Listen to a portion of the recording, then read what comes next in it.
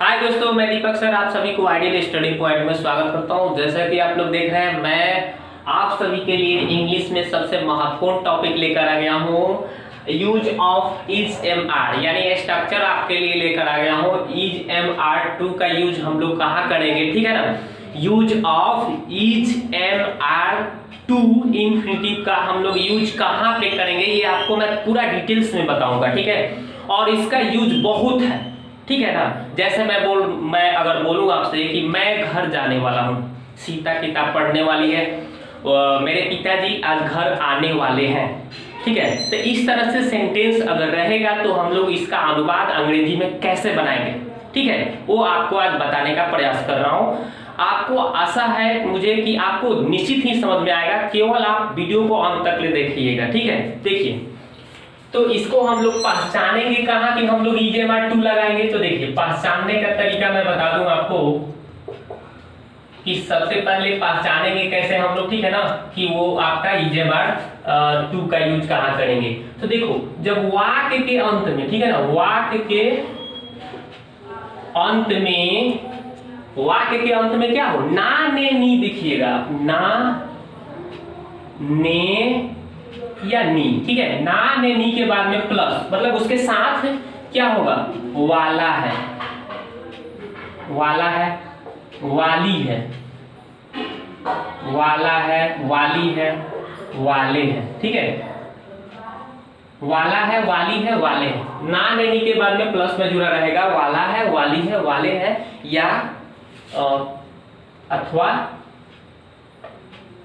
आपका को हूं, ठीक है, अथवा आपका को है आदि, ये सब आपका जुड़ा रहेगा। यही इसका पहचान हो गया कि जब वाक्य के अंत में दोस्तों ना ने नी के बाद वाला है, वाली है, वाले हैं, या को हूं, को है आदि, ये सब अगर दिखेगा आपको तो उसमें आपको क्या लगाना है, use of is M R to का यूज करना है। इसका स्ट्रक्चर देखिए कैसे, इसका स्ट्रक्चर देखिए,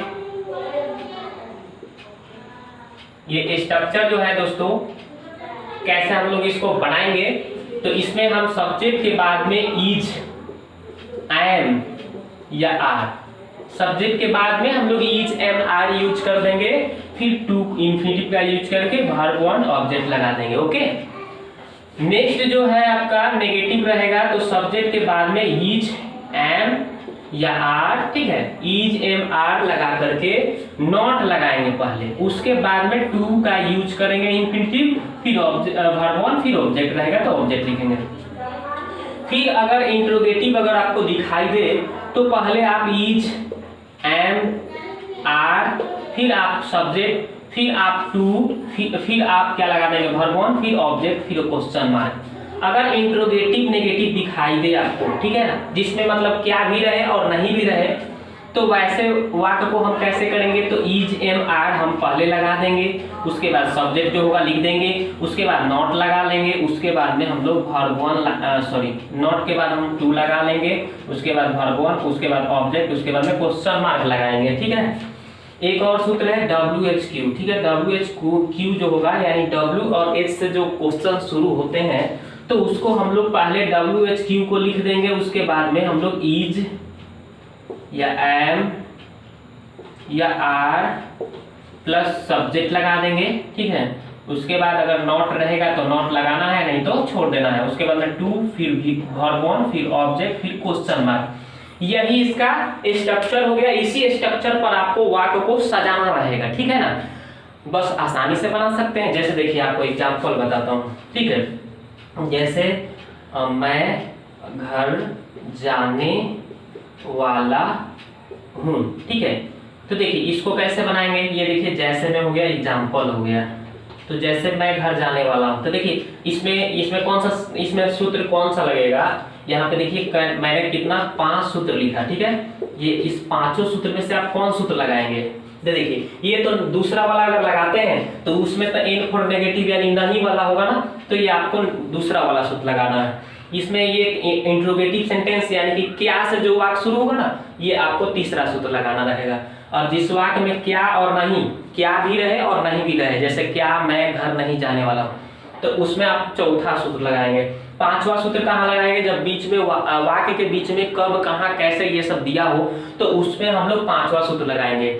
और इसके अलावा जो सकारात्मक वाक्य हो, ठीक है ना, जिसमें क्या भी नहीं हो, क्या नहीं, ये सब कब कहाँ कैसे ये सब नहीं दिया है, तो समझ लीजिए कि वो अफर्मेटिव सेंटेंस है, सकारात्मक वाक्य, उसमें हम लोग पहला सूत्र लगाएंगे। ठीक है, तो यही आपका पहला सूत्र इसमें लगेगा। तो मैं के लिए पहले सब्जेक्ट कौन है, तो सब्जेक्ट देखिए, सब्जेक्ट अगर आपको चिन्हना हो, अगर नहीं पहचान में आ रहा है तो आप कौन लगा देंगे, कौन शब्द का यूज करेंगे। जैसे देखिए मैं घर जाने वाला हूँ, तो कौन घर जाने वाला है जी, तो कौन घर जाने वाला है, तो मैं बोल रहा है ना कि मैं घर जाने वाला हूँ, कौन घर जाने वाला है, मैं। तो मैं का क्या हो गया, आपका सब्जेक्ट हो गया, कर्ता हो गया, ठीक है ना, वही आपका घर जा रहा है। तो मैं का पहले अंग्रेजी हम लिख देंगे आई, ठीक है, और आई के साथ आपको पता होगा दोस्तों एम लगता है, क्या लगता है, एम लगता है। तो आई के साथ हम क्या लगाएंगे, देखो सब्जेक्ट लिख दिया, उसके बाद इज एम आर, तो क्या लगाएंगे, एम लगा दिया।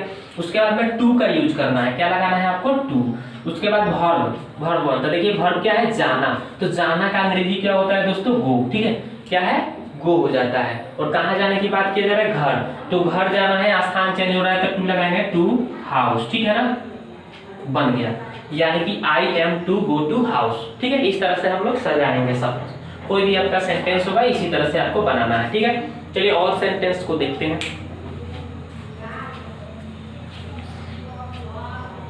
तो देखिए एक और सेंटेंस, जैसे नकारात्मक वाक्य नहीं वाला होगा, जैसे सीता, जैसे मान लीजिए ये रहा सीता खाना नहीं पकाने वाली है। ये देखिए सीता खाना नहीं पकाने वाली है, कैसे बनेगा, उसी तरह से बनाएंगे ना। तो सीता का अंग्रेजी पहले लिख देंगे सीता, कौन खाना पकाने वाली नहीं है, तो सीता, तो सीता का लिख दिए, वो सब्जेक्ट हो गया। उसके बाद में आपको पता होगा कि ही सी इट एक नाम के साथ इज लगता है, ही सी इट एक नाम होगा तो उसके साथ इज लगा देना है, बस सिंपल, तो इज लगा देंगे जी। देखिए सब्जेक्ट के बाद इज एम आर, ठीक है ना। देखो नहीं आएगा तो आपका ये दूसरा सूत्र लगाना है, नेगेटिव वाला, ठीक है ना, यानी सब्जेक्ट लिखा गया सीता, इज एम आर, तो इज लग गया। उसके बाद क्या है, नॉट लगाना है, नहीं आएगा ना, इसके लिए आपका क्या है, नॉट लगाना है। उसके बाद क्या लगाना है आपको, टू लगाना है, टू। उसके बाद में वर्ब वन, तो देखिए वर्ब का है ये पकाना, पकाना क्या हो गया, वर्ब हो गया, और खाना क्या हो गया आपका ये ऑब्जेक्ट हो गया। तो पकाना, ये देखो वाला है वाली है सटा है ना, ठीक इसके जस्ट बगल में जो होगा वही उसका वर्ब होगा, ठीक है। तो पकाना, पकाना का क्या होता है, कुक, कुक क्या हो गया, वर्ब, और ये क्या हो गया ऑब्जेक्ट, खाना, खाना क्या हो गया ऑब्जेक्ट यानी कि कुक, और इसके बाद लिख देंगे इसका अंग्रेजी होता है फूड, कुक फूड हो गया। यानी Sita is not to cook food, यानी सीता खाना पकाने वाली नहीं है, चाहे सीता खाना पकाने को नहीं है, ठीक है, इस तरह से। और भी देखते हैं, ये तो समझ गए, ये भी समझ गए, मतलब ये दो सूत्र समझ गए। अब तीसरा और चौथा सूत्र समझते हैं।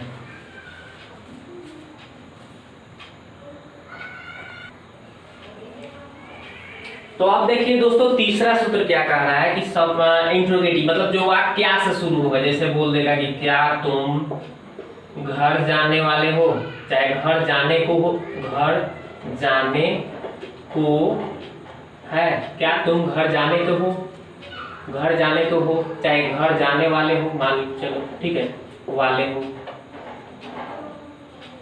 घर जाने वाले हो। देखिए ना लेने के बाद वाला है वाली है आ रहा है, या ना लेने के बाद को है ना आएगा, चाहे को हूँ आएगा, तो उसमें हम लोग इज एम आर टू का यूज करेंगे।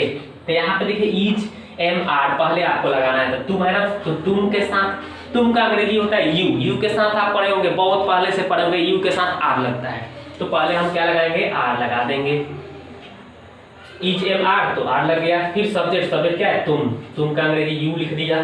फिर उसके बाद में क्या है, टू लगाना है, तो टू लगा दिया। फिर उसके बाद में वर्ब वन, यानी देखिए क्या है, वाला है वाली है के बगल में क्या दिया है, जाना, जाना का क्या होता है, गो, ये हो गया वर्ब। और कहाँ जाने की बात करें, घर, तो टू हाउस, ठीक है, बन गया ना। Are you to go to house, क्या क्या तुम घर जाने वाले हो, ठीक है, इस तरह से। अब देखिए ये तो हो गया तीसरा। अब चलिए चौथा देखते हैं, क्या वह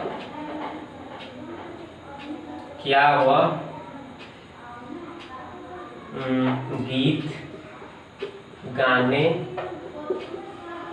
वाली क्या वह गीत नहीं गाने वाली है, क्या वह गीत गाने वाली नहीं है, चाहे ऐसे भी लिख सकते हैं, चाहे क्या वह गीत नहीं गाने को है, क्या वह गीत नहीं गाने को है, मान के चलिए देखिए को है आ गया, चाहे वाला है वाली है।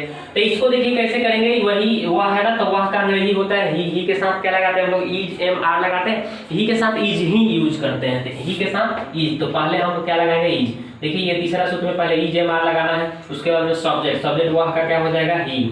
अगर यहाँ पे अगर स्त्रीलिंग को दर्शाता ना तो यहाँ पे सी हो जाता, लेकिन यहाँ पे पुल्लिंग को दर्शा रहा है कि गाने को है, ठीक है, तो ही हो गया। उसके बाद में आप यहाँ पे नॉट लगाएंगे नहीं के लिए, दिख रहे हैं ना नॉट। उसके बाद में क्या लगाना है टू, उसके बाद क्या है जाना, गाना, गाना के क्या होता है सिंग, सिंग, ठीक है, और गीत का अंग्रेजी हो जाएगा सॉन्ग, ठीक है ना। लेकिन ये काउंटेबल नाउन है इसलिए ये लग जाएगा, और इसमें क्वेश्चन मार्क लगेगा क्योंकि क्वेश्चन पूछ रहा है ना। यहाँ पे भी देखिए सूत्र में भी क्वेश्चन मार्क लगाया गया है, इसलिए यहाँ पे भी लगेगा, हिंदी में और इंग्लिश दोनों में लगेगा, ध्यान देंगे इसको, ठीक है। क्या वह गीत नहीं गाने को है, तो is he not to sing a song, clear. एक और है सेंटेंस, उसको भी देख लेते हैं, जैसे इस पे देखते हैं, कब कहाँ कैसे ये बीच में लगाना है। जैसे मान लो कि हम लोग पढ़ने, हम लोग क्यों पढ़ने वाले हैं, हम लोग क्यों पढ़ने वाले हैं, मतलब का किस लिए पढ़ने वाले हैं। तो इसको क्या होगा, इसका होगा देखिए कब कहाँ कैसे का अंग्रेजी उसका पहले लिखेंगे, तो क्यों का अंग्रेजी पहले आप लिख दीजिए व्हाई, व्हाई लिखा गया।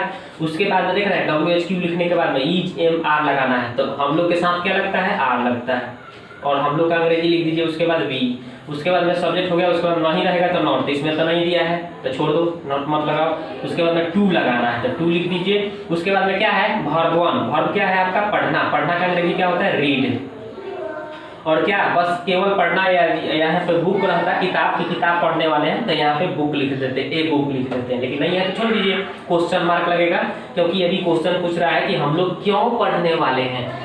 आशा करता हूँ कि समझ में आपको आ गया होगा ये पांचों सूत्र, ठीक है, और ये स्ट्रक्चर आपको इज एम आर टू अब आप कभी नहीं भूलेंगे, आशा करता हूँ, ठीक है। इसका अगर आपको प्रैक्टिस करना है तो एक बुक आता है आर के सिन्हा का, ठीक है ना, उसमें बेसिक भी आता है और करेंट भी आता है ट्रांसलेशन।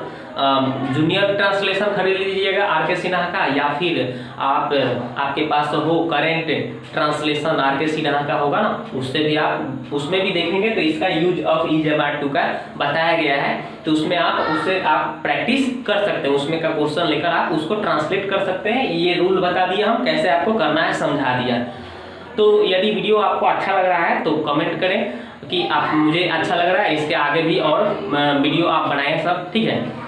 तो वीडियो को देखने के लिए आपको बहुत बहुत धन्यवाद, और पहली बार चैनल पर आए हैं तो सब्सक्राइब कर लीजिए, बेल आइकन की घंटी को भी दबा दीजिए ताकि जितने भी वीडियो अपलोड करें वो उसका नोटिफिकेशन आपके पास सबसे पहले पहुंचे। और वीडियो को आपको देखने के लिए बहुत बहुत धन्यवाद।